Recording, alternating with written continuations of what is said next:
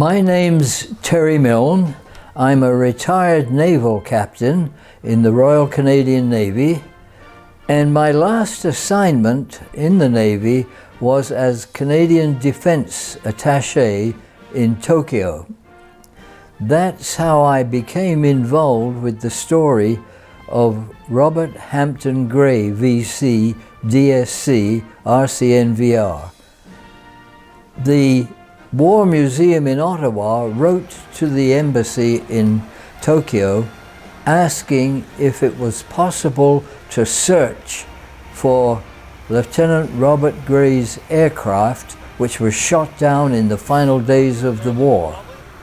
And as a result of that, we did conduct a search, and we went on to establish a monument to Lieutenant Gray in Onagawa Bay, overlooking the place where his aircraft crashed in the final days of the war. We have since then been asked to build a monument here in Canada.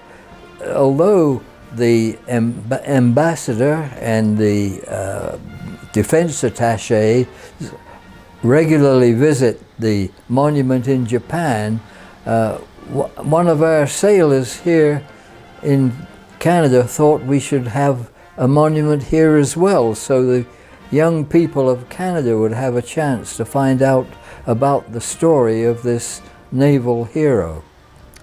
Currently, we are in the process of finishing building a monument to Hampton Gray on the grounds of the British Columbia Aviation Museum out at the Victoria International Airport.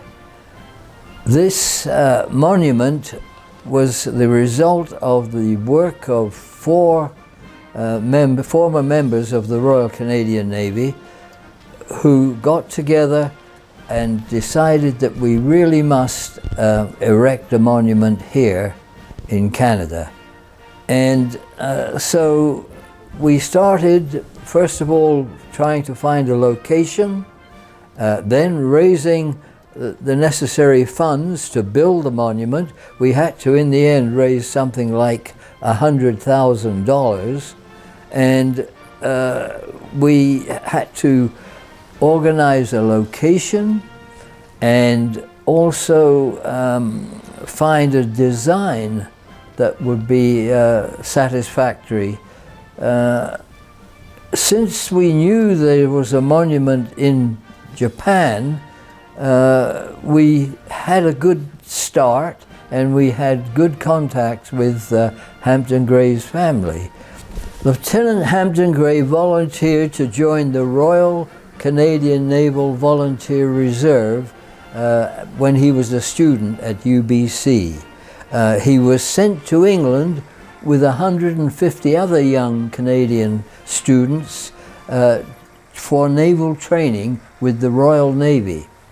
Very soon after he arrived there, he volunteered for the Fleet Air Arm.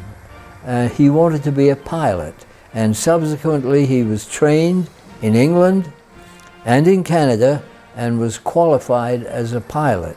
From there, he went to conduct various missions from English bases in Africa.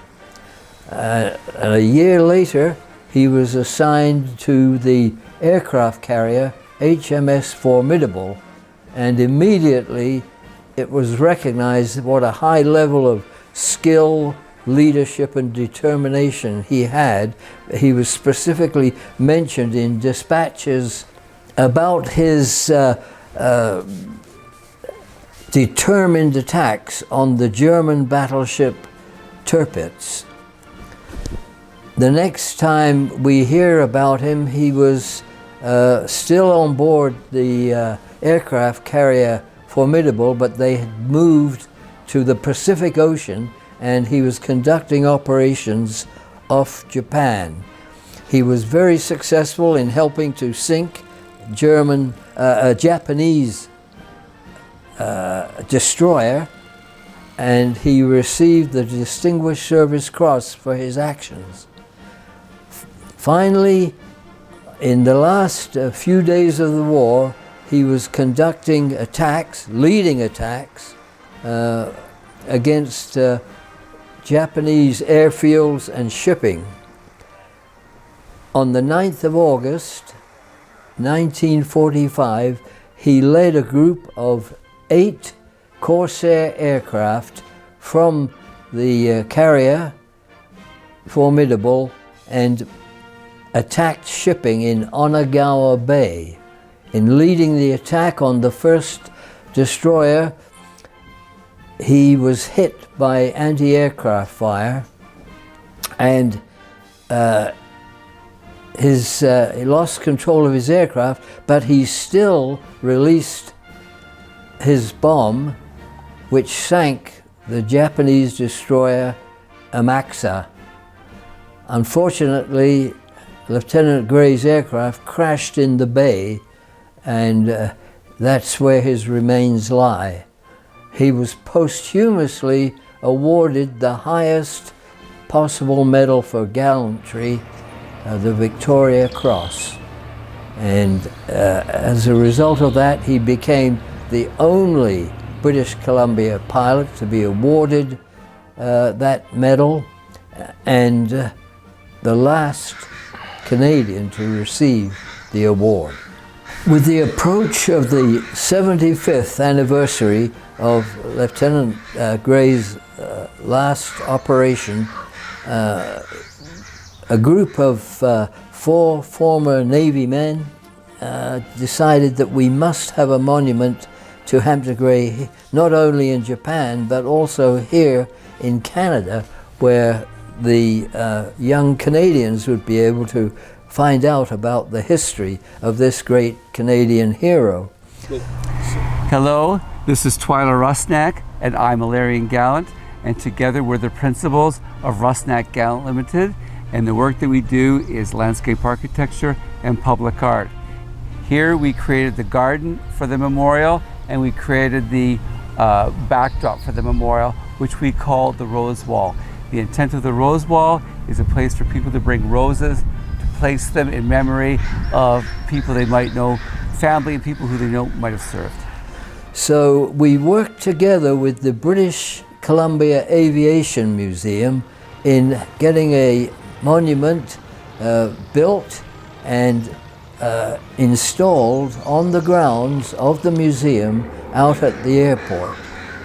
It's a beautiful monument. It tells the full story of Hampton Gray far better than I can, and we would like to invite you all to come and see the monument, and while you're there, you might well want to also have a look at the great exhibits they've got at the museum, the British Columbia Aviation Museum.